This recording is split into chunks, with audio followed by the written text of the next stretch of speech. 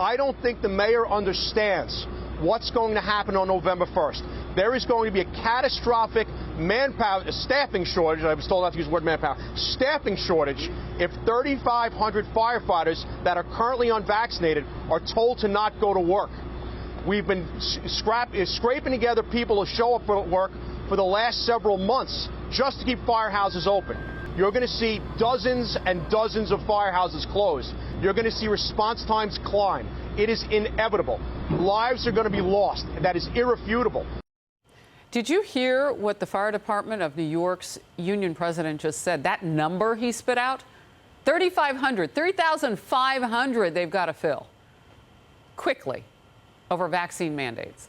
The New York Post has published an op-ed which says a police exodus would be catastrophic, of epic and bloody proportions. Fewer cops will certainly mean more killing, and remember, not one police officer was vaccinated before this year. They were among the few professionals who kept coming to work to protect the public at great personal risk. Their reward, forced vaccination on pain of dismissal. Jason Rantz is in Seattle now, radio talk show host. You are also seeing this issue play out in real time. Your take on what New York's about to face. And it affects, what, there are 8+ million people in this metro area. Yeah, what you guys are going to face is pretty straightforward, actually. Your city will be more dangerous than it was before, which for New York City is a pretty frightening thought. The NYPD will be understaffed, and they're going to do what's happening here in Seattle, which is lean on non-patrol officers to take those roles. What and does you can that do look that like? for a while.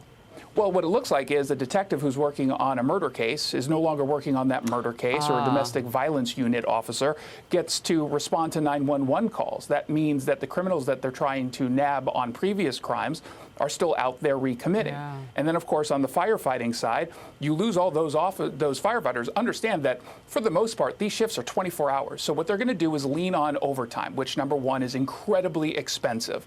Number two, the burnout rate is very, very high. Absolutely. You can't keep working 24-hour shifts, right, over and over and over again. So to say that this is catastrophic, of bloody, epic proportions, is possibly an understatement with what New York is about to experience. Well, this is what we're experiencing right now. The pictures on the left of your screen are live, and the FDNY, the Fire Department of New York, is strong today in the streets of New York with their message. And their message has to do with, and you know, we should point out, many of these people are vaccinated. This is not about whether or not they want to get the vaccine. This is more about whether or not they want to be told that their own immunity might not count, since many of them worked without a vaccine and put their lives on the line. And they don't, that's not even part of the conversation. Well, you almost gave up your life. You had COVID. You lost some. You came back. Now you're here, and we want you to do what we say. So says the mayor of New York. And look, that's what the president of the United States is saying, too. They're saying so much, they're just not listening. Jason, as we watch the FDNY protest in the streets of New York, this is on the heels of seeing people in Brooklyn. I mean, when you lose Brooklyn, when you lose New York, Democratic leadership, what does this tell you? Yeah, it tells you that they're not really caring about the community. They are ideologues who believe in vaccination at all costs. But to your point, number one, a lot of these folks are vaccinated. They're just standing up for bodily and medical autonomy. But number two, there is such a thing called natural immunity. I know the Biden administration and Dr. Anthony Fauci want to pretend it doesn't exist and not have any conversations about what arguably is probably the second most important thing to be talking about during this pandemic outside of the vaccines. And instead of actually having those conversations, they try to bully you, shout you down, smear you as anti-vax. It's a lazy smear meant to get people to just simply acquiesce. And I'm glad that people are pushing back. I am not anti-vax. You are not anti-vax. I am vaccinated. I think there's a good argument to be made for most people to get the vaccine if they want it in consultation with their doctors.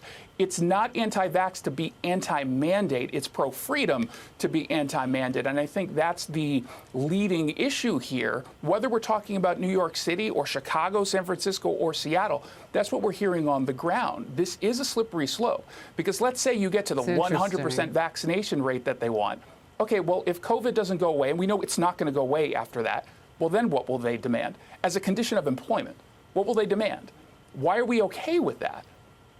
Yeah, these are all excellent questions. And then while we watch something that the president really triggered with his own flip-flop on the issue of vaccine mandates and with the threats of companies as small as those with 100 employees having to put this in place, now we're seeing it feather out across the nation. You know what we're not seeing, and again I say it, is the President of the United States, because the longer he makes the nation wait, it's building behind the scenes for him. An issue just like this, Jason Rantz, everything starts to percolate in his absence. Jason, thank you very much.